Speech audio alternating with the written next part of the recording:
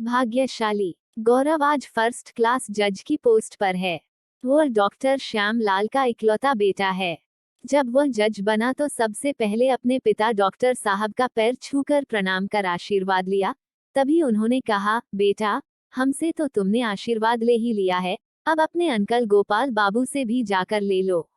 अगर वे आज नहीं होते तो मैं कभी भी तुम्हें नहीं पाता। ऐसी क्या बात है पापा, तू पहले गोपाल बाबू के पास जा और आशीर्वाद ले जाकर। ठीक है पापा, मैं अभी उनसे जाकर आशीर्वाद लेता हूँ। गौरव अपने अंकल गोपाल बाबू के पास जाकर उनके चरण को छूकर कहा, अंकल, मुझे पापाजी ने आपसे आशीर्वाद लेने भेजा है। क्यों, क्या बात है? इसलिए कि अंकल, मैं आज मुंबई कोर्ट का जज बन गया हूँ।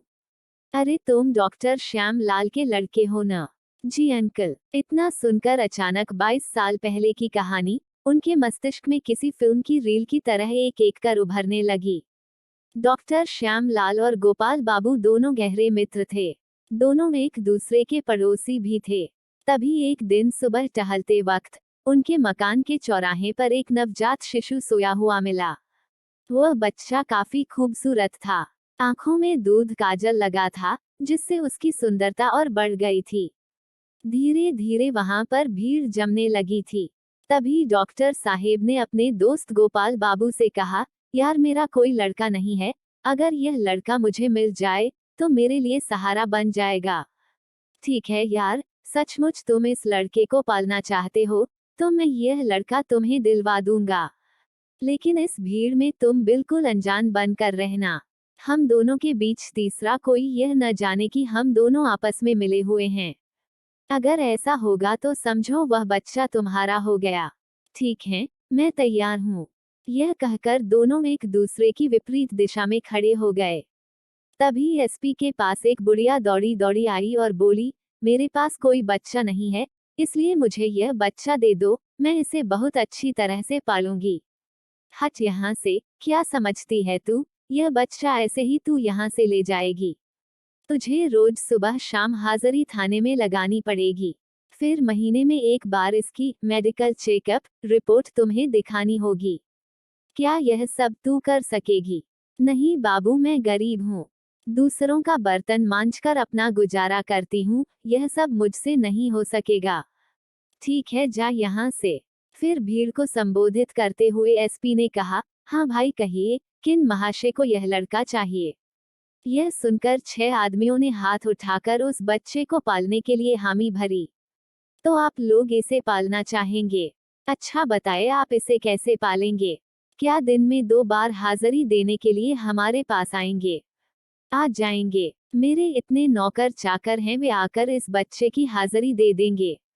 क्या बच्चा आप ले रहे हैं, इसे स्वयं पालने के लिए या नौकर को पालने के लिए? इससे इसके स्वास्थ्य पर क्या असर पड़ेगा? मैं स्वास्थ्य का पूरा ध्यान दूंगा।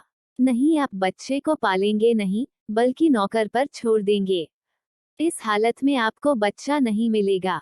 यह कहकर गोपाल बाबू ने अपनी चालाकी से 2 आदमियों को वहां से छिटका दिया। फिर लड़के को लेने वाले 4 आदमियों को थाना लाया गया और वहां उनसे जवाब तलब किया गया। हाँ भाई, आप इस लड़के को पालना चाहते हैं? जी। कैसे आप पालेंगे इसे? हुजूर, मैं एक मास्टर हूँ। मैं सुबह 10 बजे स्कूल जाऊंगा और 5 बजे घर लौटाऊंगा। इस समय को छोड़कर बाकी समय में मैं तो इसे देखूंगा ही, इसलिए। क्या इस बीच लड़के की क्या स्थिति होगी? इसलिए यह लड़का आपको नहीं मिल सकता है। फिर दूसरे को इंगित करते हुए पूछा, हाँ भाई बोलो, इस लड़के के पालने के सारे टर्म्स एंड कंडीशन मानोगे? क्यों नहीं, मैं जरूर मानूंगा। मैं एक कुम्हार हूँ, दिन भर मैं बर्तन बनाऊंगा और इसे अपने साथ रखूंगा। फिर सुबह शाम हाजिरी तुम्हें लगानी है, वो कैसे होगा? मैं अपने काम से फुर्सत नहीं पाऊंगा, इसलिए 2 दिन बाद मैं हाजिरी लगाने आपके पास आ जाऊंगा। तो तुम्हारे पास समय नहीं है, फिर मंथली हेल्थ चेकअप सर्टिफिकेट कैसे दिखाओगे? इसलिए तुम्हें यह लड़का नहीं मिलेगा। तब गोपाल बाबू बोले, हाँ भाई, और भी कोई इस बच्चे को लेना चाहेगा, या इसे बालगृह या अनाथालय में भेज दिया जाए? ऐसा सुनकर डॉक्टर श्याम लाल ने इस बच्चे को रखने की हामी भर ली। फिर उन्होंने सारी शर्तों को पूरा कर उस बच्चे को अपने पास रखकर पाला पोसा, पढ़ाया लिखाया और मुंबई कोर्ट का एक फर्स्ट क्लास जज बना दिया। गोपाल बाबू को आज ऐसा लगा कि स्वप्न वाली फिल्म अभी अभी पूरी हुई हो। अपनी कुर्सी से उठकर उन्होंने गौरव को आनंदपूर्वक गले से लगा लिया। सचमुच आज गोपाल बाबू को अपने किए पर गर्व हो रहा था, क्योंकि उन्होंने किसी अनाथ की जिंदगी को संवार दिया था। इस कारण आज उन्हें पूरा संतोष और सुकून भी मिल रहा था।